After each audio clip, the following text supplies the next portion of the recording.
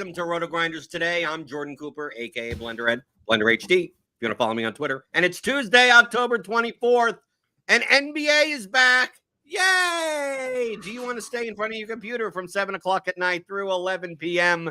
to get the biggest edges as possible?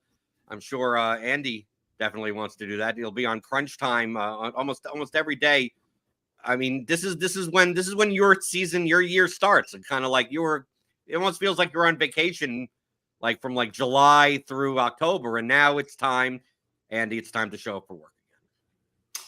I can assure you, I did not feel like I was on vacation from July to October. Yeah, this is like a different kind of season that starts because this DFS sport is unlike any other DFS sport. But there's a reason we all love it too, is because it's just so crazy that we just can't stop from playing it. So I'm excited. I think I was talking to Noto yesterday. Noto put it probably as best as anybody. I'm both excited and nervous that NBA is back. Well, if you're here live, hit the thumbs up button, hit the subscribe button, hit the notification bell to always know when we go live. Obviously, there's a 2-game slate tonight. We're not going to talk specifically about that. Obviously, on RotoGrinders Today on the show, we'll be talking about NBA for the next 8 months and intermixed with NFL, with NHL, with all the sports that are going on. But I wanted to do kind of a 101 primer for those that have been playing NFL DFS, that have been playing MLB DFS. And now we're going to transition to, let's get a refresher on the core things to understand about NBA DFS differently from those sports. And we're going to focus on the 3 levers of DFS: projection, correlation, and leverage. When it comes to projections, Andy, we have a team. I think the misnomer, Andy, is that people look at Lineup HQ, which I could bring up on the screen, and we have all these projections here. We have, minutes, fantasy points, projected ownership, floor, ceiling, all these numbers. And obviously you could get the NBA analytics of, here's the prop numbers, here's, the archetype, DVA, DVAR, stuff like that.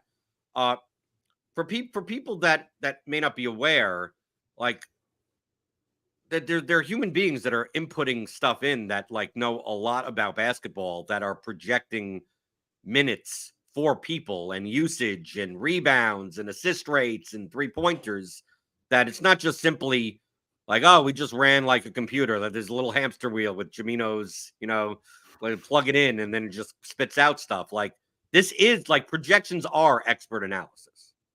Yeah, and your projections are only as good as your inputs too. So we have a really big team doing these. I mean, there's a handful of guys probably the night before, that are doing the nitty gritty, the grinding out minutes, grinding out rates. And then, once everything flips over the next day, we got just all hands on deck. We got people QCing things.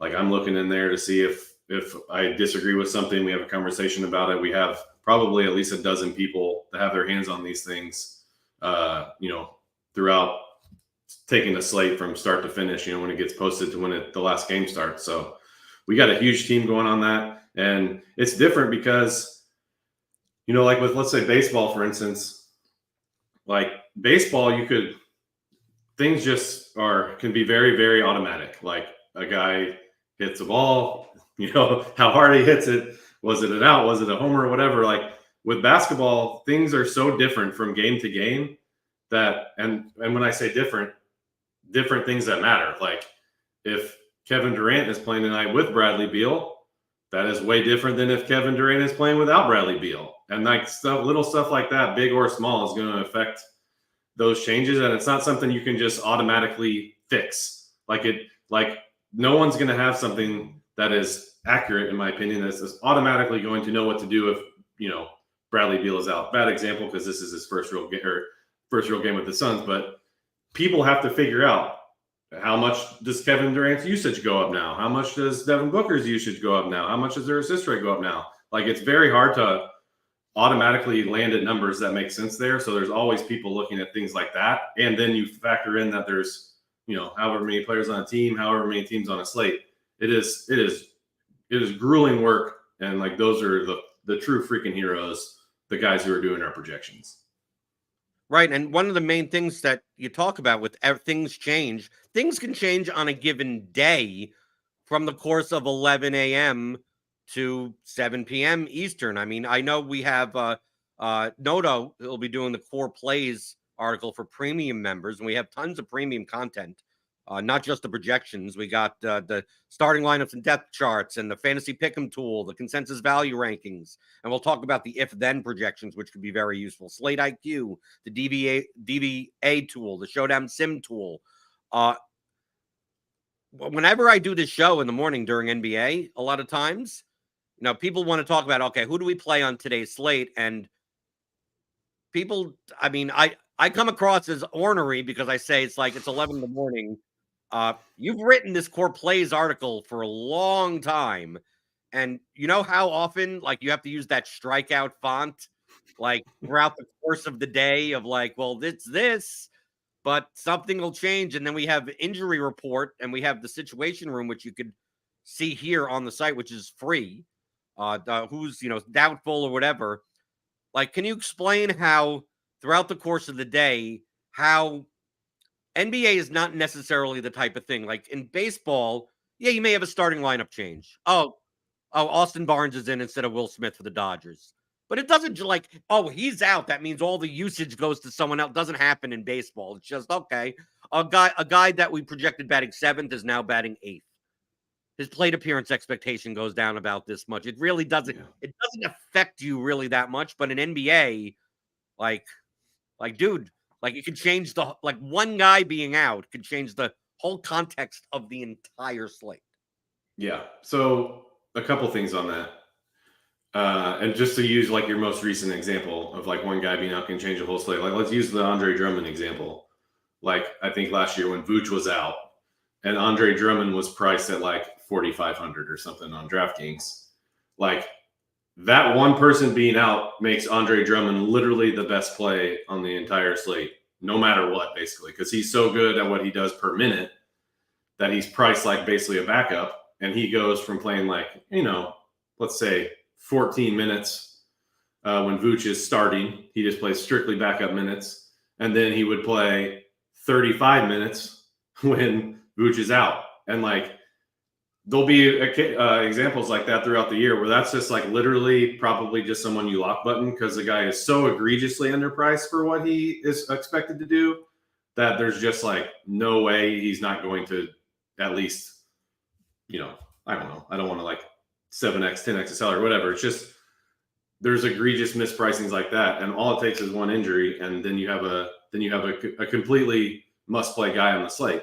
So there's other things like that that are less extreme, and then you have to figure out if that person's ownership is worth, how good he's going to be. But that example always sticks out in my head just because of just one little guy just not playing, rolled his ankle or whatever, and then you have just a completely different slate. So what we've done with the core plays article, and I started that years ago. And I would just say, this is who you should play and this is why. And I would post it at 9 a.m.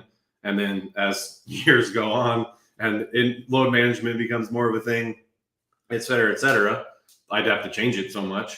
So now what we've tried to do with that is basically make it a living document of the slate. So in the morning, we're going to post, these are how many games are on the slate. These are the teams on front end, the back-to-backs. These are the team on the back end of back-to-backs. This is what the situation room looks like with the injury report. This is what I'm looking at for. This is what I'm looking for today. What is going to move the needle the most today? And then as we'll drop some team previews in there. This team's on the back-to-back. Their injury report hasn't been released yet. This person may be questionable. What are we going to do if this person's questionable? And then as the day goes on and more pieces fall into place, we're going to start updating the tables at the bottom of that. So you can actually if you come to the slate at 6 p.m. and you want to see what the slate looks like now, you go to that core plays article, you go to the tables, and you say, okay, Noto updated this 12 minutes ago. This is what I'm looking for. This is who he likes. This is who his core plays are. So we just basically want to make that a living. And there you go. You see he already has he's going to start. I think he's got the update in there now for the Beal news. So we're going to have that stuff in there. He's talking about using court IQ as what to do when Beal's off the court. Obviously, Beal wasn't on the Suns last year, so it's going to get tricky. I'm curious to see how Noto's handling that. But yeah, that's what we want to do with that document. And then last thing before I pass it back, we have those the if-then projections. We'll basically, our projections team will select what they think are the most noteworthy injuries that we're still waiting on. It gets posted like late afternoon. I want to say like 4 or 5 p.m. Eastern. And it's going to show you what is going to change. Like you can literally input that into Lineup HQ and change the projections based on what that happened. You can save those lineups. This is my if Beal's out. This is my if my Beal's out lineup set. This is if Beal's in lineup set, and you can see kind of envision what's going to happen to the slate if certain chips fall a certain way based on injury reporting. So yeah, we a lot of similar stuff that we've had in the past, but we're trying to curtail it to keep up with just the ever changing way that NBA DFS is. So right, and you could always see that the timestamp. I mean, pay attention to the timestamps in Lineup HQ because that's when the projections have been updated. We also have our philosophy here at RG is that doubtfuls are removed, questionables remain. So like your current, like for today's slate, like Bradley Beal is still like listed technically as questionable, but he's probably not going to play. So like I think they just haven't updated that yet. That update should be coming in soon. Yeah. Right. But always pay attention to that because you may be building lineups or placing prop bets or pick'ems or anything. And the projections are based around who, Beal is in the projections because these 34 minutes, they're going to go to other people once it gets updated. One of the main reasons why like minutes matter, opportunities matter from a projection standpoint is that NBA is the least event-driven sport out of the major daily fantasy sports. So when you think of baseball, you're like, oh, most batters get somewhere between 3 to 5 at bats. And Mike Trout or Jordan Alvarez could go 0 for 5 easily. And some ninth hitter could hit a home run in one of their at bats. Like the variance is so much higher. There's no such plays. Like how much, like if someone plays 8 minutes, like it's hard for them to score any decent amount of points. So hence why when a guy is out, minutes go elsewhere, and typically the sites price it as if that news never happened. So like when you do get that Drummond situation, when Giannis is out, when LeBron is out, when some Luka is out, it's like, well, that's a guy that not only plays minutes, but also touches the ball a lot. I mean, his usage is so high. And once you take him out of the team, you'll get into these scenarios that moving on to like the kind of the leverage point is like you mentioned. Oh, you'd probably lock button him into all lineups. And if you study in results DB, a lot of those situations, that is exactly what the sharper players do. And it's not like football. Like we've had $4,200 running backs in football, $4,800 running backs that people don't lock button in. They just go, oh well, he's gonna get 70% of the snaps on a team with a 17 implied total. Why aren't we lock buttoning him in football or in baseball? Oh, the leadoff hitter. Oh, the ninth hitter is now batting first for the A's, and he's 2,200. And it's like, well, we don't lock button that guy in, is because the distributions for those sports are not anywhere close to normal. But in NBA, you get a $3,800 point guard that's going to be playing 36 minutes for nearly any team. Like when you see that ownership, I know people may get, coming from other sports may go, he's projected to be 78% owned. And then you'll get on a show on Crunch Time and go, yeah, that's under owned. Right? Like 70, if he comes in at 78%, I'd be happy to have him in all my lineups. Well, it's like you're going to see in Lineup HQ, like that RG value column is gonna I didn't know it could get that bright green. So you're gonna be like, why does this guy have a 15 RG value? And you're like, yeah, he's probably gonna be a good play. So it's like you said, like why don't we lock button that running back in that situation? It's the exact example you said. How event driven NFL is, how event driven MLB is. Like NBA, it's just a guy's just gradually racks up fantasy points in his 35 minutes or whatever. And that's why it's such a projections focused sport or at least in my opinion, compared to other sports. Like obviously projections matter for everything a little bit, but NBA, it's just because there's less variance. The guy's just going to do his thing for however many minutes he's out there. And when you're 4,500 or whatever, like in the Drummond example, you need to factor that into your thought process too, because if we're talking about someone being out, but the guy's, 9,500, then we're going to have a little bit of a different discussion, because we have to talk about if he's going to be able to pay off that kind of price tag with the expectation of his usage in minutes and whatnot. I also want to talk about a little bit difference from other sports. We have in MLB, like, you wouldn't play a guy that's not in the starting lineup, right? Like, oh, you're not going to play him for a pinch hit or anything like that. He may not even come in. In NFL, typically you're not playing, fourth wide receivers, special teamers, third running backs, stuff like that. But often at times, especially early in the year, for people that are not used to NBA DFS, that the focus should be on minutes and usage and not whether or not like a guy is starting, because you'll see the starting lineup get announced. Like, some guy is out, right? And then the starters get announced, and you're like, oh, this guy's starting and not the guy that we thought was starting. And we've seen, obviously, cases like Will Barton, Lou Williams, like guys that are almost never in the starting lineup yet, will still play 32 minutes coming off the bench and closing out each half. I think that, can you touch on, you talk about it on Crunch Time often, because you'll get those questions of, oh, this guy isn't in the starting lineup, can we still play him?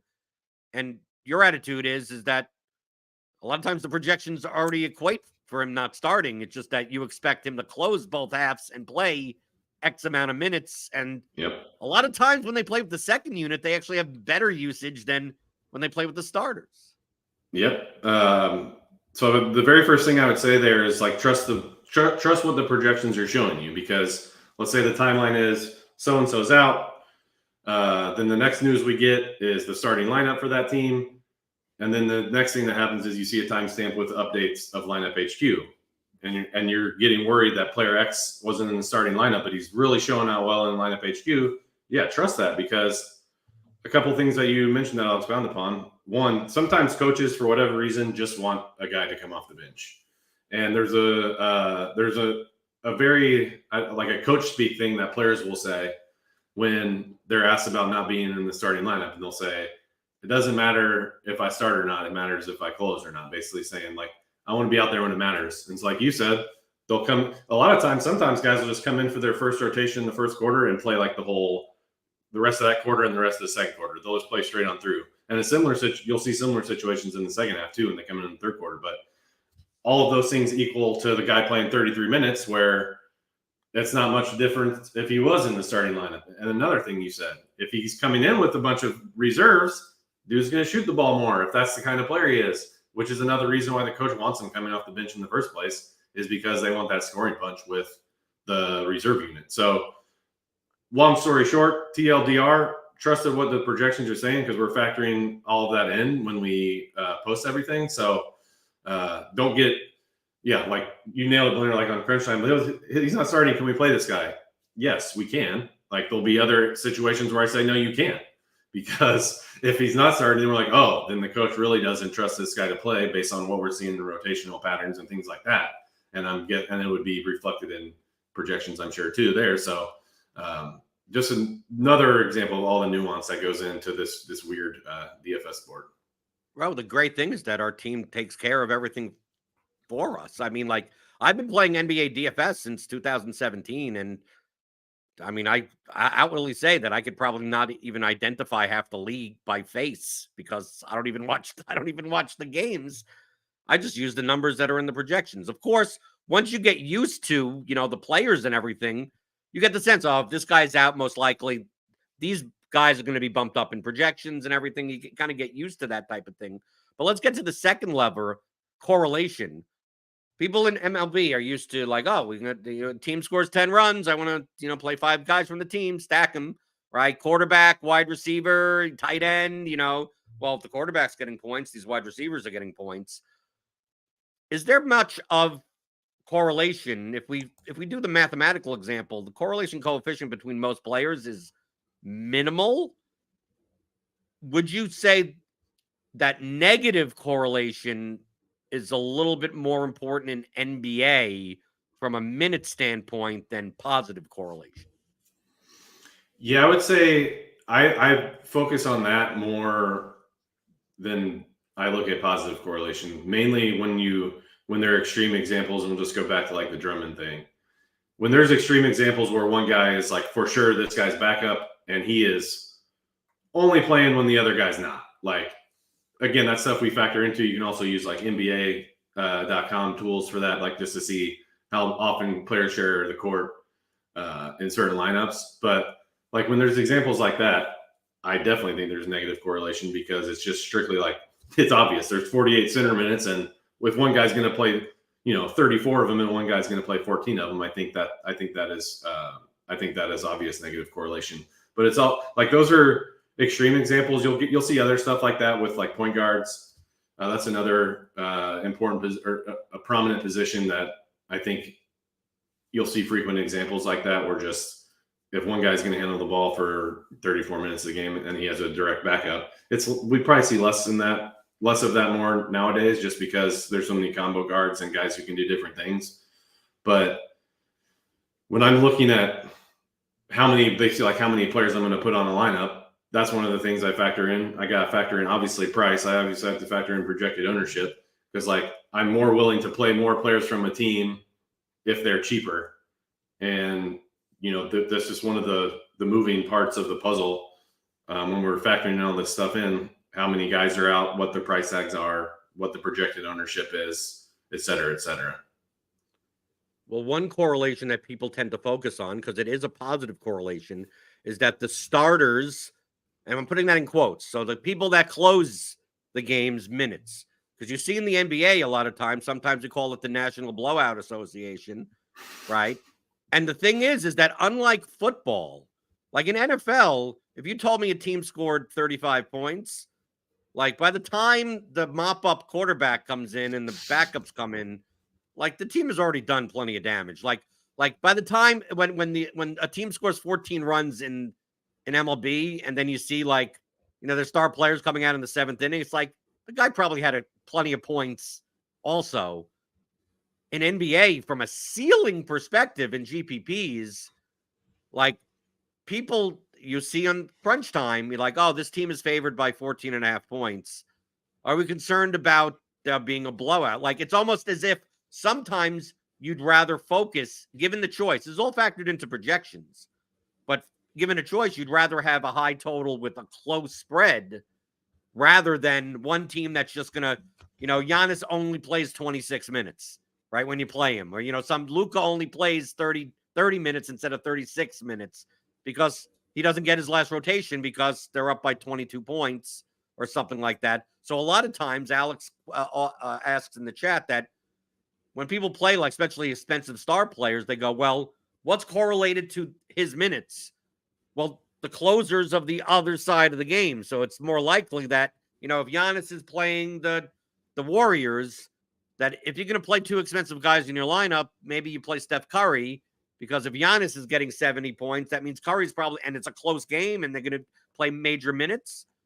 Like, it's going to be on the other side. I think too many people think of it as, what if the game goes to overtime, which is such a minimal thing. And then the other part, and you can answer this all together, is that you also get a lot of questions on, well, who's going to play the blowout minutes?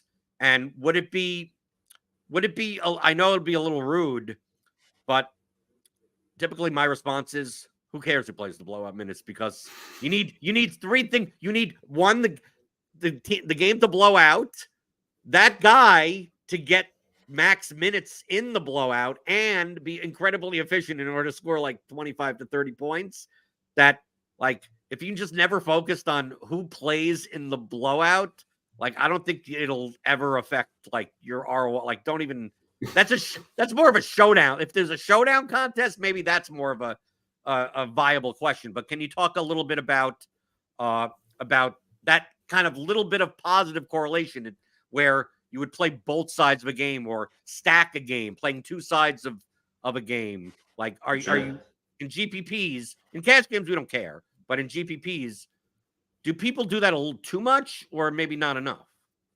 I would say probably not enough. One thing I want to mention before I forget on your garbage time thing, the one thing I will say that I would recommend looking for, if you can find the guy who is also playing in the first half and the second half and they will keep him out there when it's garbage time. Then if you can find that guy, then that's stuff I would look at. You usually get that with young guys who are like fringe rotation players, and the coach is going to use that as as a reason to give him a little extra leash just to see what he can do.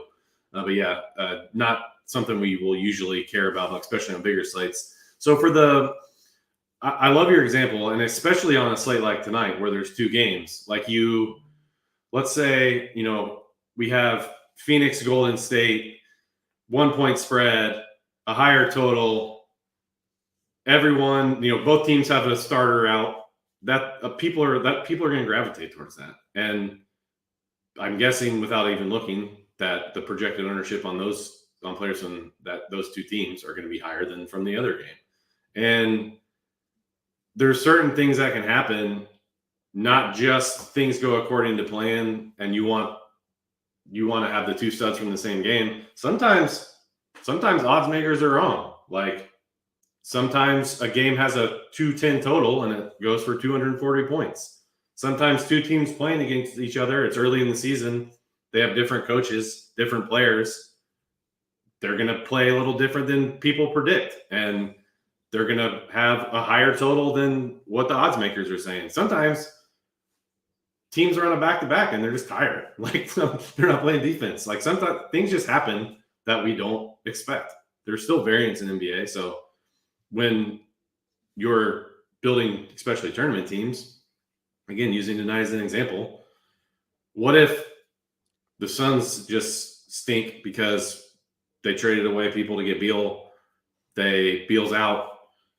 Golden State has that, the organizational culture of just knowing who they are because they've had the same core for so long, and they win by 25 points tonight. Steph Curry doesn't play the fourth quarter. Andrew Wiggins doesn't play the fourth quarter. You have, Kevin Durant doesn't play the fourth quarter, and all those minutes projections and fantasy points projections you're seeing in there are just way lower. And these guys have, I'm seeing 77% projected ownership for Wiggins. Chris Paul, 82%. What if that game blows out and this Lakers-Denver game, A, stays close, B, goes way over the total? Like, those are things you need to think of. And again, especially on 2-game slates, because that's kind of what it's like a more zoomed in example of what you're just talking about, where you want the studs from the same teams, especially on smaller slates like this, where you just kind of load up on one game and hope the other game blows out. So, yeah, a little bit of rambling there, but I mean, it's a perfect example on this slate tonight because everything is loading up for that late game tonight to have all of the ownership, it looks like. Right. And also understand that our projections also update throughout the course of the night as news comes out. We may have questionable tags on West Coast teams that are playing at 10 p.m. So, we have a late swap tool, right, that you could use. You could upload your entry CSV. We have some tutorials on that if you'd like to take a look. Another heuristic when it comes to leverage, because NBA is because it's more normally distributed than other sports, like sacrificing projection means a lot in NBA versus other sports. In MLB, I could build GPP lineups for large field that are 30 points lower mean projected than like the top optimal lineup or something like that. In NBA, like you really can't, because how do you get 30 points at once? I mean, like one inning in a baseball game, team goes bang, bang, bang, bang, bang. You could get 30 points, no problem from a stack. But in NBA, it's kind of tough. So like my heuristic when it comes to leverage, without looking at actual ownership, is be much more inclined. I want 2 heuristics I want to ask you about, Andy. One, when in doubt, if you want to play a low-owned guy, play a low-owned good player that just happens to be in a bad matchup. It's a 9-game slate, and for some odd reason, because of matchup and everything, Steph Curry is 4% owned. I mean, like, or something like that, where it's an actual Jimmy Butler, like those types of players, not the $3,800 guy that maybe he shoots hot or something like that. And then when it comes to cash games versus GPP, we always talk about minutes equal money. But in GP, I think my attitude is, when given a heuristic, that in cash games, I tend to side with minutes. And in GPPs, I tend to side with PPM with points per minute upside, because there's a big difference like between playing Tony Snell and playing Bobby Portis. So people may look and see it's like, oh, this guy's projected for 36 minutes and his point per minute is like 0.58. And it's like, well, at least he'll be out there. So like if I need a cheap punt at small forward, I don't mind playing Dorian Finney-Smith or someone like that. But in GPPs, I may look at a guy that is only projected for 22 minutes, but when he's on the court, he is high usage, racks up rebounds. His upside is maybe he plays more minutes. And if he plays more minutes, he's most likely going to do very well. The guy that already plays 36 minutes, his upside is, well, maybe they just give him the ball to shoot more. And a lot of times you're much more likely to find the guy that we projected for 22 minutes that ends up playing 28. That making a difference in GPPs, while you're not going to see that many games where Tony Snell is putting up 40 points. Yeah, and those guys are the worst to watch. Either watch the game or watch their box score on your phone. PJ Tucker, you watch PJ Tucker just sitting in the corner, racking up no fantasy points.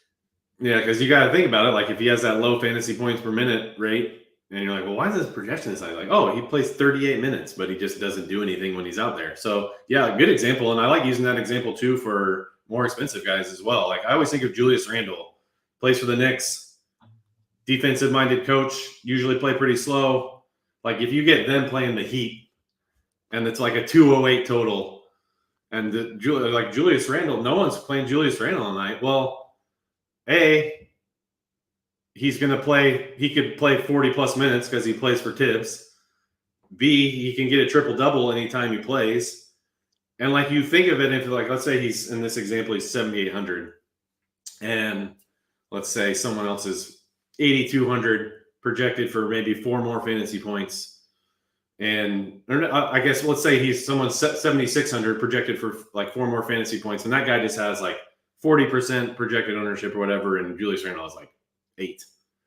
You got to think about like, I know projections matter and everything, but like think about what has to happen in a game for like a 4-point difference. Like the guy basically has to like hit a 3 and like maybe get 1 more rebound. And then he like close that 4-point projection gap. Like there's gonna be so many examples like that where strictly because projections say so, and 98% of people are using projections now. So like using projections isn't gonna like make you different. But if everyone's looking at projections are relatively similar, and everyone's playing this guy because he projects for just a few more fantasy points and no one's playing this guy.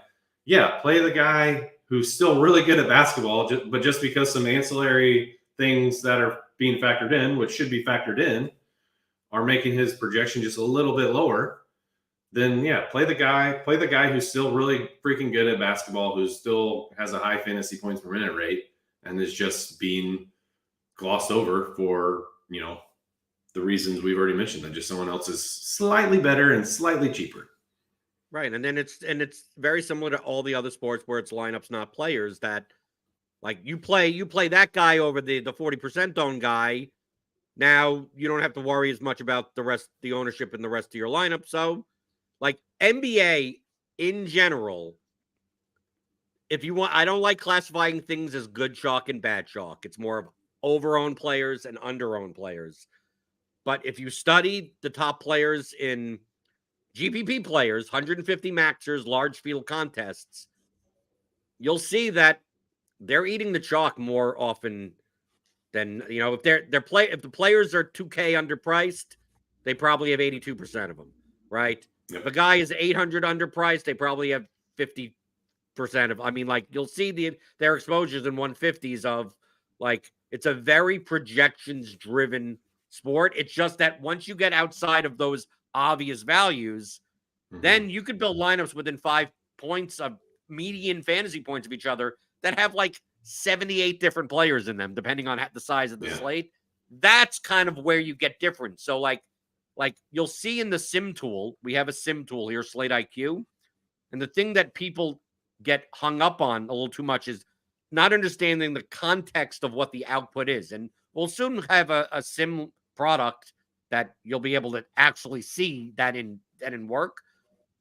Andy, a lot of times in our Slate IQ or something, well, in our sim tool, we'll go, Jokic has a 24% chance of being the optimal lineup. Embiid has a 22% chance. Steph Curry and LeBron and all these expensive guys are like, they're all going to be like 10% owned, but they're like twice as often going to be in the optimal lineup.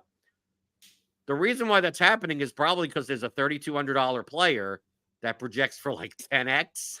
That because he's the only reason why the expensive players show up in the optimal is because the $3,200 guy has a median of like 36 points, and all of the lineups with the studs have that guy in it. And then people approach the slate from a gotta fade the chalk type of mentality and go, yeah, the sim tool says that I should be playing the stud. So what I'm going to do is I'm going to fade the $3,200 88% owned player and then mix in all the studs. And it's like, yeah, those lineups they come in optimal like 2% of the time because that's the reason why those numbers look the way they do. So you'll see on crunch time often people will ask you, it's like, is this guy's ownership too high? Is it weird for me to say, as like kind of like the game theory contrarian person, that if you're playing lower stakes, especially lower stakes, large field, you're playing the 20 max, you're playing the $1 mini max, I tell people it's like, let other people make the mistake. I don't care that he's 82% owned. He probably should be 96% owned, and let the rest of the field outthink themselves on those players. So like side with the projections for the guys with that RGV value that, you know, is bright, great green so much that it's blinding you.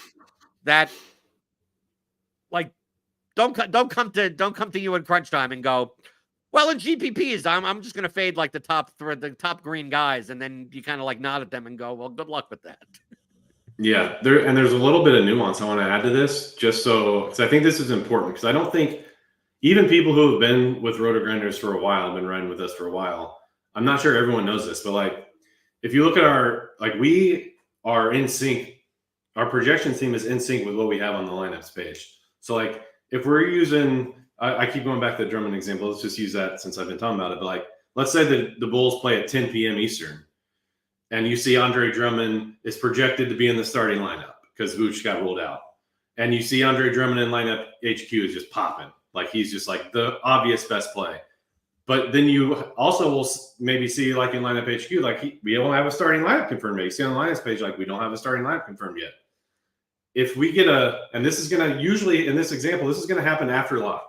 So like, let's say we get the Bulls starting lineup announced at 8:30 p.m. Eastern, and Drummond's not in the starting lineup. And you're like, oh, okay, well, why isn't he in the starting lineup? And then you see our projection drop to like 17 minutes instead of 33 minutes. And now Drummond is not anywhere close to the best play on the slate. So like when you're looking at it while watching Crush Time, I say, yeah, play Drummond. No matter what, play Drummond. Assuming he's starting, play Drummond. But then he's not in the starting lineup. And you're like, well, that's curious. Why? Maybe he's in the doghouse. Maybe he's hurt. Maybe he's sick. Maybe he's just not going to play nearly as many minutes as we think he should.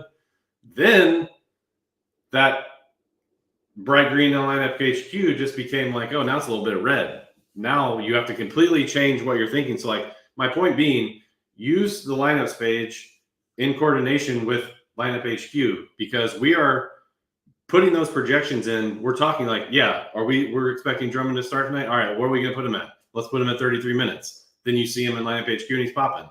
Well, then later we get the news that he's not. And now everything changes. So like use that in coordination, because we are constantly in communication, and we want to make sure what you see there is synced. And on that lineups page too is like, we pretty much have it how we think is going to be on the bench based on like who's the most important bench player as far as who's going to get in first, you know, who's going to play the most minutes. Like we have that quote unquote as a depth chart too on the bench. So when you're looking at, if you want to look to see who the guys like for tonight's slate, maybe it's, you know, you want to get some Christian Wood or Zeke Naji, definitely Kuminga because Draymond's out, but he'll probably be the first guy in for the Warriors. Like you're just use that in coordination with lineup HQ and make sure you're focusing on how the timeline of things is happening. When news comes in, when projections get updated, when the lineups page gets updated. Like that's all connected in some way, shape, or form. So factor that in, because I don't think everyone really knows that we have everything like kind of on a string together there. Right. And that's why it's so important for your edge you got to pay attention throughout the course of the night. Get the RotoGrinders app. You can get it on your phone. There's notifications. Our news notifications are in that app. You could go on Twitter, RotoGrinders NBA account, and you could even set notifications for just that. For like their NBA, the news will come to you. We have obviously our Discord, rotogrinders.com/Discord. Andy's in there all the time. All of our NBA people are in there all the time. So you can go to the NBA channel. That's free. So if you go to rotogrinders.com/Discord, it's you don't even need to be a premium member or anything. And any update is going to be in the Discord, and it's all going to be pushed to your news. Like NBA is a news-driven sport. So if you didn't get a notification from the RG app, that means it hasn't happened yet. That means, right, is so-and-so out? It's like, if you didn't get a notification, that means there's no confirmation of that. Like, we don't miss news notifications. So like, if anything, sometimes it's too many news notifications of like, here's the confirm, but hey, maybe it's that Drummond example, right, Andy? Yeah. And you're like, matters. Okay, Drummond. You know, the Bulls are playing at 8:00, right, Eastern. Slate locks at 7, right? We have late swap, and then at 7:40, the starting lineup comes out and Drummond's not in. Like, there'll be an RG news alert of confirmed starting lineup for the Bulls, and you'll see no Drummond in it. And there may be a news update of Drummond not starting as a secondary news update, because the news people know that that's a very big deal on this slate. But all the confirmed starting lineups end up going through. You could use the starting lineups page. Like, feel much more inclined to use RotoGrinders to let the stuff come to you rather than have to be you do not have to be proactive in NBA, because we're going to know about it before you don't have to scour Twitter. You don't have to follow the beat writers. We have an entire team that does that for you. So like that, to me, that's the biggest value add in NBA DFS, especially for someone that, like, I don't really watch the games or anything. And I couldn't tell you what the rotation is going to look like when these three guys are out. So it's like, okay, you guys tell me, put everything into projections, and I know what to look for. So when I see, this starting lineup is different than what I expected, time to go back to my computer and wait for that timestamp to update on the projections to go, okay, what do the guys think about the rotation now? And then you switch around all your lineups. So, like, crunch time is very important. I think crunch time for NBA is more important than MLB, right? Because, dude, you're on the show. Like, dude, half the time, it seems like, Andy, half the time I listen to crunch time, something at like literally at like 10 minutes before lock, Paul George is out. Just, but he was never on the injury report. Like, it's someone that's like that, no expectation whatsoever. And next thing you know, it's like Roth is on and has to cover for you because you're like, now you got to run new. Like, dude, we got 8 minutes to lock, and you give me the sweats. You're giving me the sweats. Yeah, like that's the whole thing. And like crunch time we started crunch time for NBA. Like that was. We didn't have that show until we decided, like, I'm pretty sure we're the first ones to do it too. Like we took it right up to lock. And like, I remember I was talking to our old RG owner, Cal Spears, and he was talking to me at some DraftKings event. He's like, yeah, I'm really envisioning you doing a show like before NBA locks. I think that'd be really cool. I was like, oh yeah, awesome. Like, as long as you give me like that, as long as I can be done, with that last 30 minutes, just so I can do my lineups. Yeah, I think that'll work out well. He goes, no, it's like, I want you to take it right up to lock. And then after lock. And I was like, I don't know about that. But yeah, it ended up being like a really good idea, because that's more often than not like going to be the most important 30 minutes of your NBA DFS day. Like what happens in that 30 minutes or that 60 minutes before lock is going to be like I always say it, but like your lineups that were, what they looked like at noon are just going to be drastically different than what they look like at 7 p.m. So yeah, that last hour is huge, man. So before I want to talk about one last thing, I just want to highlight all the stuff that we offer here for premium members. We have Lineup HQ with our player projections updated constantly, plus ownership for DraftKings and FanDuel. We got the DFS projections. We also have stat level projections, and that's very useful when it comes to props and pick 'em. Let me tell you, that's I download the CSV when it updates, and I plug it into Excel, and I go to town, right? Go to town. What's off? What's on? I go through, see, right? So hey, you don't even have to play DFS, right? I don't have to worry about Andy. I don't have to worry about late swap when it comes to props, right? It's in. And trust me, that's what I do sometimes when I'm on crunch time. I'm like, I don't want to deal with DFS tonight. I'm just going to do that. We got the starting lineups and the depth charts. We got the injury report analysis, the situation room, Court IQ with the on-off tool that you could use.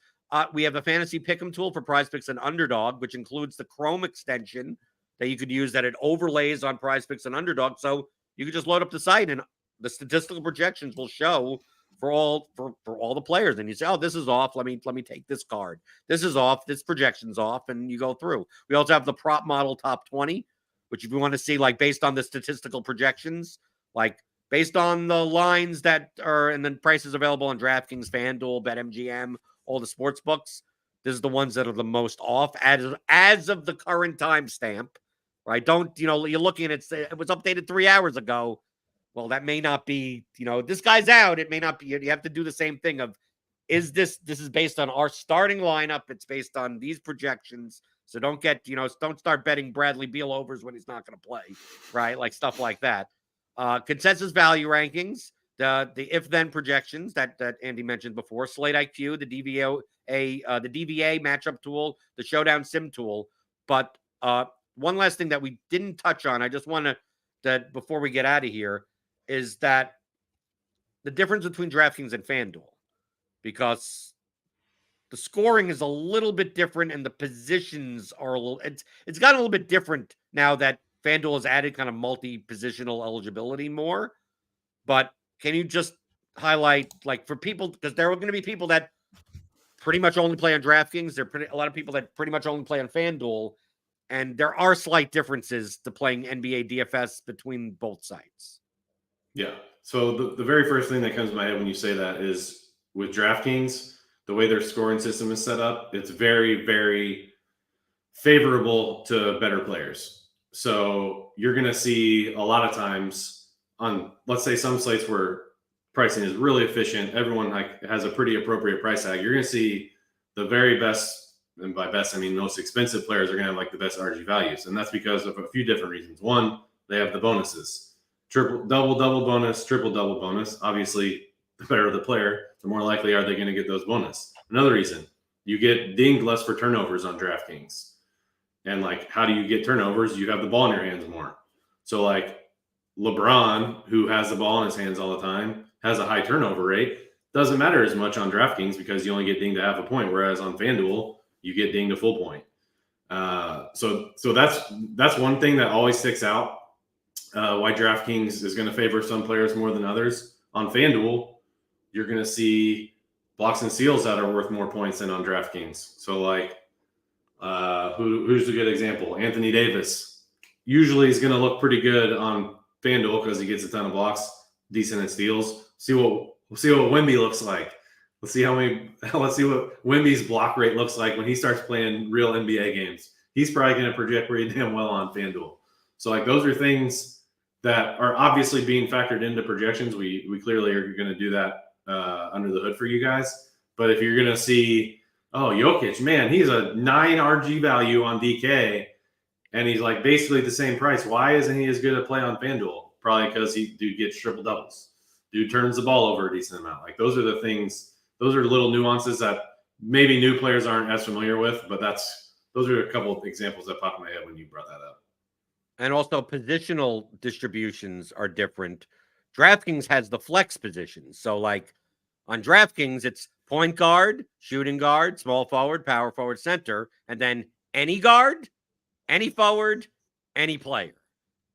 FanDuel has the strict ones where it's like 2 point guards, 2 shooting guards, 2 small forwards, 2 power forwards, 1 center. Now, they used to have no multi-positional eligibility, which made construction much different. Now they have a little bit of multi-positional eligibility, but you'll see a lot on when you talk on crunch time, and you'll see when you run optimal lineups, that on FanDuel, a lot of times, like, you're paying up for LeBron at small forward, even though he's like the 5th best value, but it's only because small forward is so poor that it's better to take your raw points there where it's scarce rather than like a power forward or a point guard position that has tons of value on the slate.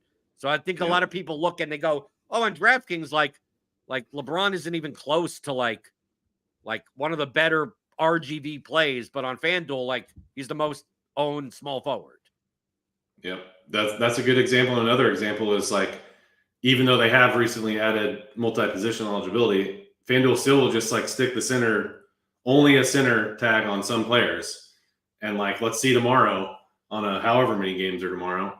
And we have a whole bunch of really, really good center plays, but one is just a little bit better and they all only have center eligibility. So you can only play one of them. And that player is going to just have exorbitant projected ownership strictly because they're slightly better when you have all these other good players, similar to the example we were talking about earlier, that are just shouldn't be that projected for that low ownership. So like that's one thing that always sticks out to FanDuel to me as well on FanDuel because of that eligibility restriction. We'll see what it looks like this year if they've altered their algorithm at all a little bit. But if you see some guys on big slates with players that are only center eligibility, you're going to see ownership congregate. Okay, so if there's anything else that from a 101 type of perspective, any little tips, tricks, or anything, any good way to use RG other than what we've already mentioned, or do you think that this is a good up to speed episode from transitioning from another DFS sport and getting used to NBA again? Yeah, we've danced around it a little bit, but you got to be accessible. Like if you're going out on date night with your honey, like 15 minutes after lock, don't play. You're doing more harm than good. You're probably going to be throwing the money away at that point. So like, if you're not willing to at least be ready to go update something, then just, throw in something in the $4 for fun, but it's a grind, man. Like people love it and people hate it. And probably people in both of those parties are still going to play it no matter what, just because it's so fun. But if you're not going to, put the work in, and by put the work in, I mean just like be cognizant of what's going on throughout the night till the last game start, you're probably going to probably be putting yourself in a bad position. So you got to just be around. Well, put yourself in the best position by subscribing to RotoGrinders. Get all of our premium content. Click on the link in the description. Get $10 off your first month of Combo Premium, right? Because you get NBA, you get NFL, you get PGA, you get soccer, MMA, you get everything. You get lineup. NHL team is killing. Like, yeah, well, I got it. I started playing, killing. Andy. I just started. I'm playing the NHL slate. It's my 3rd NHL slate. The NHL props. I'm using the statistical projections. The only work I have to do is I have to. I would wish on the projection it would show the teams better, because every time I look, I have to Google and say what team. But this is how little I know about hockey nowadays. It's like, okay, what team is this? Mark Same thing. I see.